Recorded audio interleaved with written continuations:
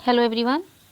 हम लोग ज्योग्राफी में अभी तक पिछला जो पार्ट 3 है उसमें हम लोगों ने पढ़ा है नेशनल पार्क के बारे में। और अब ये जो वीडियो रहेगा ये भारत की मिट्टियाँ रहेगा। तो स्टार्ट करते हैं। तो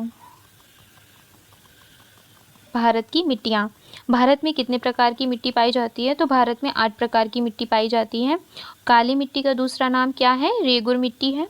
काली मिट्टी किस फसल के लिए सबसे अधिक उपयोगी है? तो कपास के लिए है। लाल मिट्टी का लाल रंग किसके कारण होता है? लौह ऑक्साइड के कारण होता है। किस मिट्टी में आयरन व सिलिका सबसे अधिक होता है? तो आयरन सिलिका सबसे अधिक लेटेराइट मिट्टी में होता है। तो मैं इसे फटाफट कंप्लीट करने की कोशिश कर रही हूँ क्योंकि एग्ज़ाम की डेट बहुत ही नज़दीक आ गई है और बहुत सारा हम लोगों को पढ़ना है। और अगला है चाय की खेती। चाय की खेती के लिए सबसे उपयुक्त मिट्टी कौन सी है? तो लेटेराइट है, जिसमें लेटेराइट में अभी मैंने बताया लेटेराइट मिट्टी में आयरन और सिलिका सबसे अधिक होता है और इसमें चाय की खेती होती है सबसे ज़्यादा। ये चाय की खेती के लिए उपयुक्त है। और इस पेज में आपको हो सकता है थोड़ा सा धुंधला दिखे, लेकिन मैं बोल रही हूँ तो आपको क्लियर समझ में आएगा।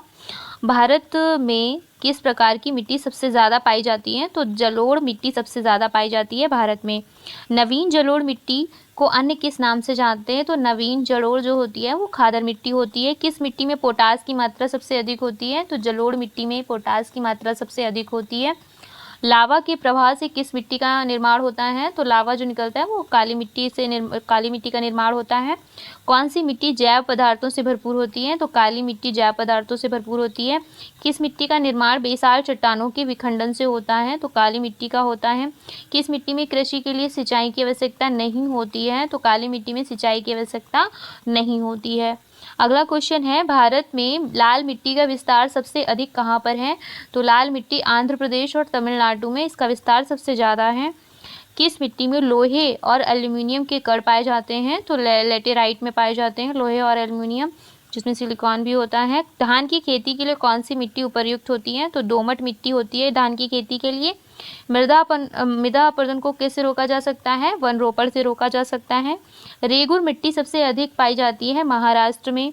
किस प्रकार की मिट्टी में जिप्सम का प्रयोग करके उसे उपजाऊ बनाया जाता है? अम्लीय मिट्टी को, अगर अम्लीय मिट्टी है तो उसमें जिप्सम मिला के उसे उपजाऊ बनाया जाता है। किस प्रकार की मिट्टी में कार्बनिक पदार्थों की अधिकता होती है? तो काली मिट्टी में कार्बनिक पदार्थों की अधिकता होती है। लेटेराइट मिट्टी सबसे अधिक पाई जाती है। लेटेराइट मिट्टी मालाबार तटीय प्रदेशों में पाई जाती है। ग्रेनाइट और नाइस चट्टानों के द्वारा किस मिट्टी का निर्माण होता है? तो ये लाल मिट्टी का निर्माण होता है। किस प्रकार की मिट्टी में सबसे कम उर्वरक की आवश्यकता होती है? तो जलोढ़ मिट्टी में सबसे कम उर्वरक की आवश्यकता होती है। भारत में उत्तरी मैदानों में किस प्रकार की मिट्टी पाई जाती है? तो जलोढ़ मिट्टी पाई जाती है। किस मिट्टी का प्रायद्वीपीय क्षेत्र भारत में सर्वाधिक है? तो प्रायद्वीपीय क्षेत्र भारत में सर्वाधिक है काली मिट्टी। पुरानी जलोढ़ मिट्टी को किस अन्य नाम से जानते हैं? बांगर और नई को खादर। कौन सी मिट्टी सूख जाने पर कठोर गीली होने पे दही की तरह लिपलिपी हो जाती है? ये लेटेराइट मिट्टी है। और मिट्टी के अध्ययन को क्या कहा जाता है? मृदा विज्ञान कहा जाता है। भारतीय कृषि अनुसंधान परिषद ने मिट्टी को कितने वर्गों में बांटा है? ये 8 वर्गों में बांटा है, पहला ही क्वेश्चन। अब इसमें अगला टॉपिक है भारत में कृषि। भारत में कृषि, जो फसल अक्टूबर में बोई जाती है और अप्रैल में काटी जाती है वो रबी की फसल होती है। फिर जुलाई में बोई जाएगी और अक्टूबर में काटी जाएगी जो खरीफ की फसल रहेगी। और जो फसल रबी और खरीफ की फसल के बीच में तैयार होती है उसे जायद की फसल बोलते हैं। और खरीफ की फसल में कौन कौन सा आता है? तो खरीफ की फसल में ज्वार, बाजरा, मक्का, चावल, तिल, ये सभी आता है खरीफ की फसल में। ज्वार, बाजरा, मक्का, चावल और तिल, ये खरीफ की फसल में। और अगला है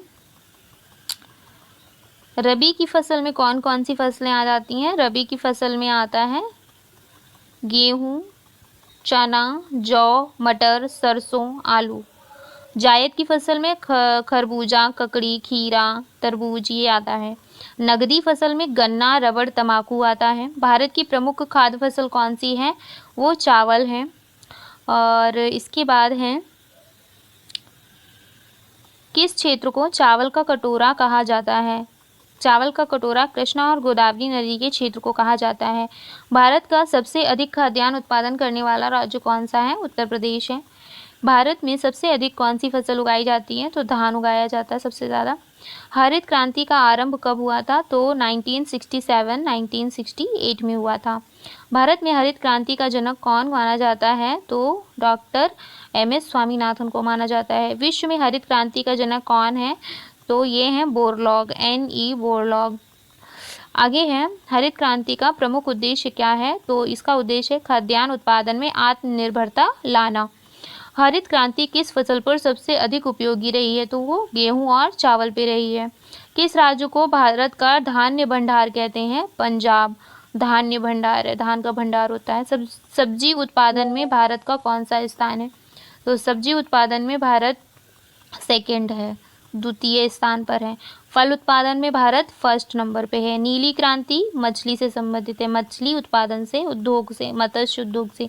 श्वेत क्रांति दुग्ध उत्पादन से। सुनहरी है शहद और बागवानी से के उत्पादन से। गोल है आलू से। गुलाबी है झींगा उत्पादन से, झींगा। नीलगिरी के पहाड़ी क्षेत्रों में कौन सी फसल उगाई जाती है? तो कॉफ़ी होती है। और राष्ट्रीय रसदार फल अनुसंधान केंद्र कहाँ पर है? नागपुर में है। अंगूर की खेती के लिए कौन सा शहर प्रसिद्ध है? नासिक प्रसिद्ध है।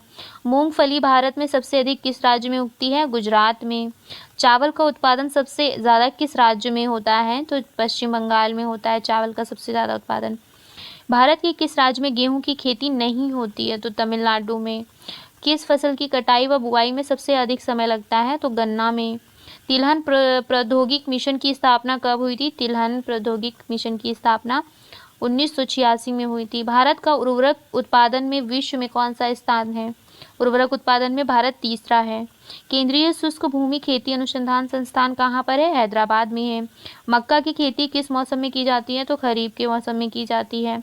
पटसन का उत्पादन कौन सा राज्य करता है? पश्चिम बंगाल करता है। तंबाकू उत्पादन में भारत का विश्व में कौन सा स्थान है? तीसरा स्थान है। अब आते हैं अगले क्वेश्चंस। भारत के जूट का सर्वाधिक क्षेत्रफल वाला राज्य कौन सा है? जूट का सर्वाधिक क्षेत्रफल वाला राज्य भारत में पश्चिम बंगाल है। और भारत का सबसे बड़ा सोयाबीन उत्पादक राज्य, सोयाबीन के लिए MP है और जूट के लिए पश्चिम बंगाल है। भारत में सर्वोत्तम चाय जो होती है वो दार्जिलिंग में होती है, जिसको सबसे पहली बार GI टैग भी मिला था चाय उत्पादन के लिए। किस फसल के लिए पानी की अधिकता आवश्यक है किंतु जमाव नहीं? ये चाय की खेती के लिए होता है, चाय की फसल के लिए। काजू का सबसे बड़ा उत्पादक राज्य कौन है? काजू का केरल है। रेशे वाली फसलें कौन सी होती हैं? रेशे वाली कपास, जूट, सन होती हैं। भारत में लंबे रेशे के कपास का आयात मुख्यतः कहाँ से होता है? तो USA से होता है। लंबे रेशे के कपास का आयात होता है USA से।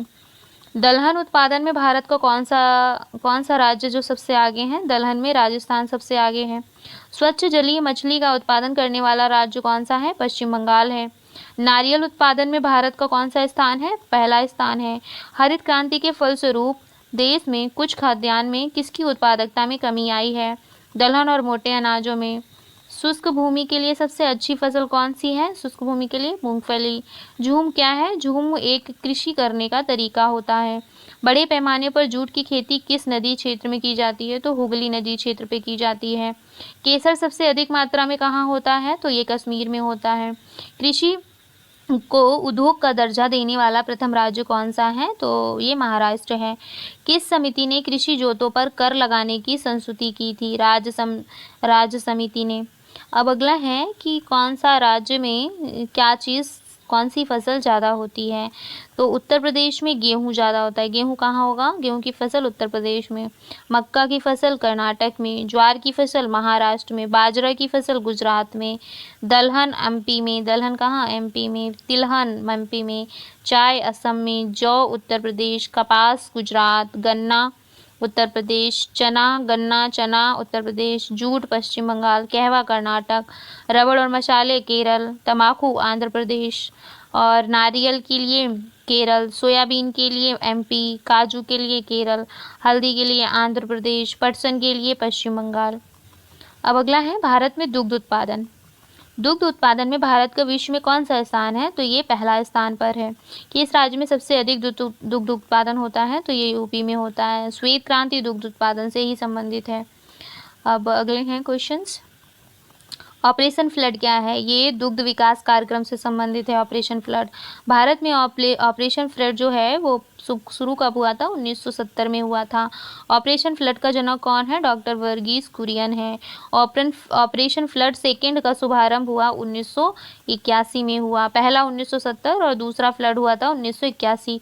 ऑपरेशन फ्लड 2 किसकी सहायता के द्वारा चलाया गया था? तो वर्ल्ड बैंक और यूरोपीय आर्थिक समुदाय के द्वारा चलाया गया था।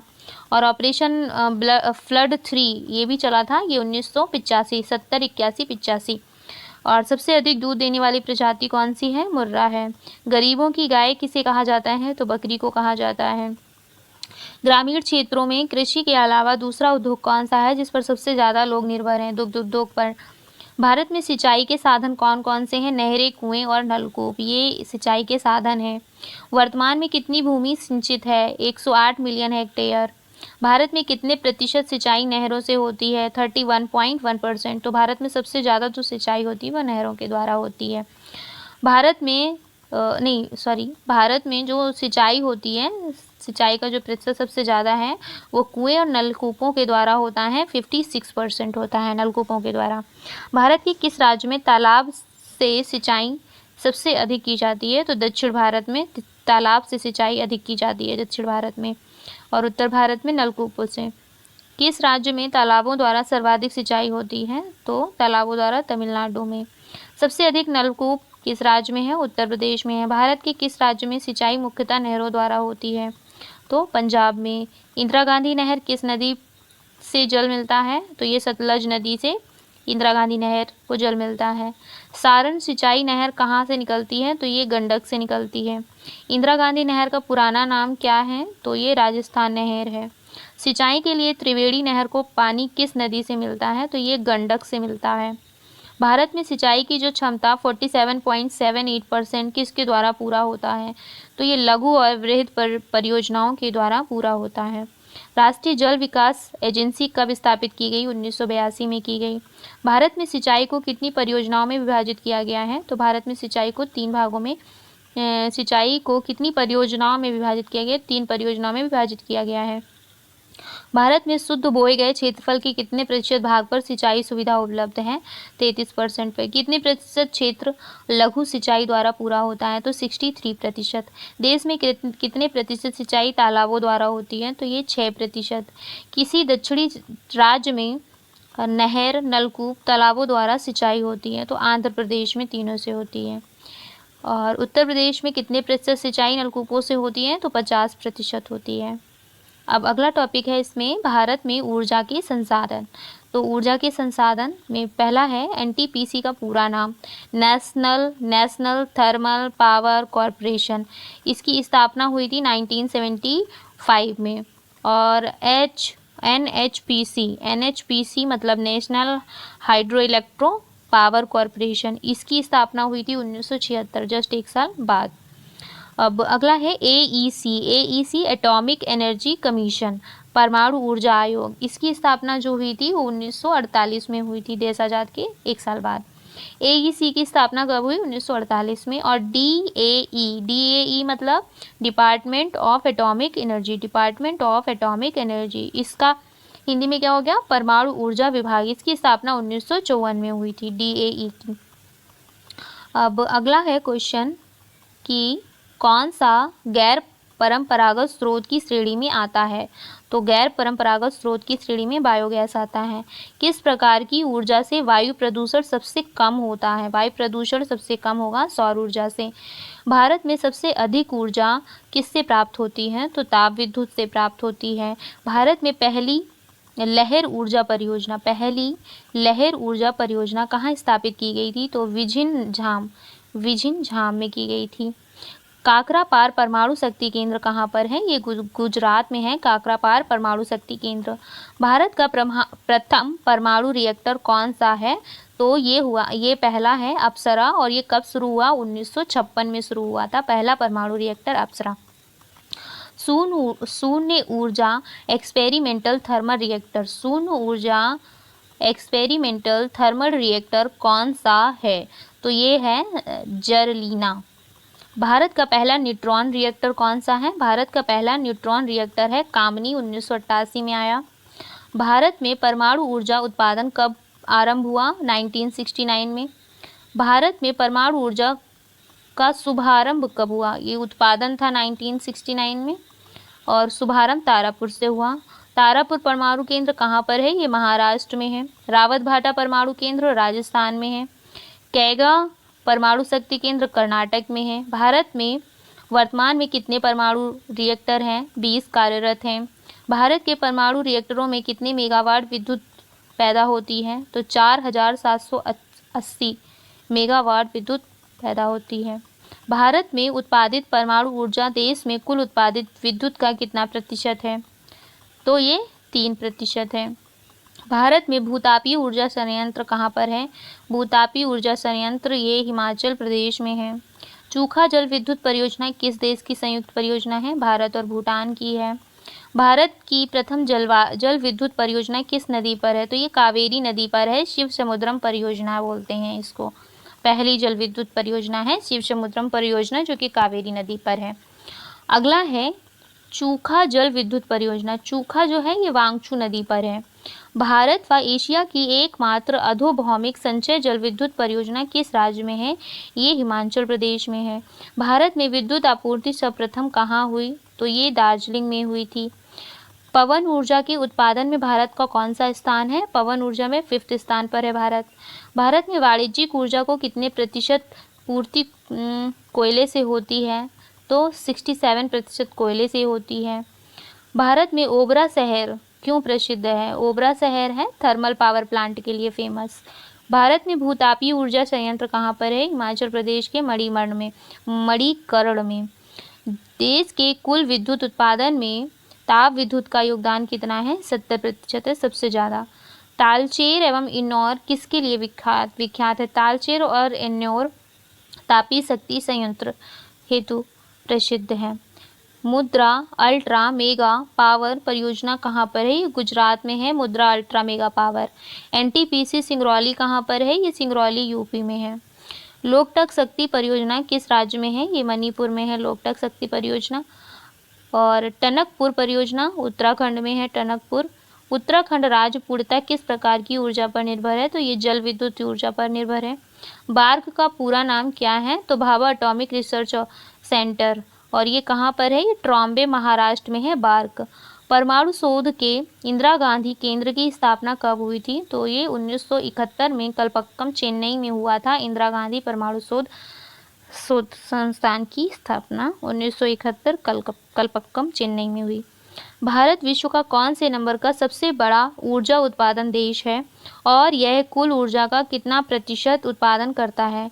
तो भारत इसमें 11वें स्थान पर है। ये 2.4% इसका उत्पादन करता है। विश्व के सबसे बड़ी ऊर्जा उपभोक्ता देशों में भारत का कौन सा स्थान है? विश्व के सबसे बड़ी ऊर्जा उपभोक्ता में ये 6 नंबर पर है। और अगला है भारत विश्व की कुल ऊर्जा का कितना प्रतिशत उपभोग करता है? तो ये उपभोग करता है 3.7। भारत में ऊर्जा की विकास दर